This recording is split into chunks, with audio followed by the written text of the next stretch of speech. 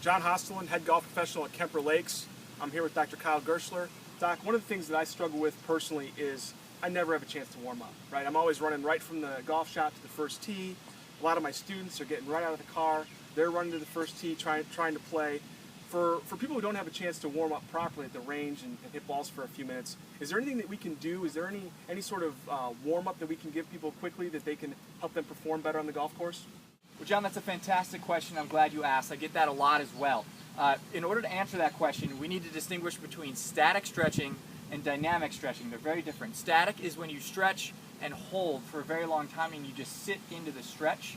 It's kind of the old way of stretching. It actually has been proven to shut your muscle off. It's not what you want to do before you go golfing, okay? Instead, you want to get into the dynamic stretching. And the dynamic stretch is when you go into the stretch and you keep moving and then you pull yourself out of that stretch with the same muscle group.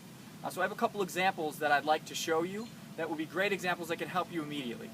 So for your dynamic warm-up, the first thing I'm going to show you is a lunge. So I'm going to have Tim here go through the dynamic warm-up lunge. He's going to come right at you first.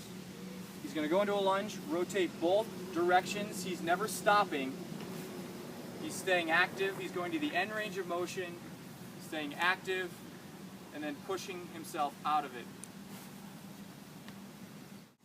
So here's what that dynamic warm-up lunge looks like from the side. Good. The knee doesn't go much further beyond the toe. It stays behind the toe, and he stays active and moving the whole time. So here's the dynamic warm-up hamstring stretch. We're going to have Tim demo it here.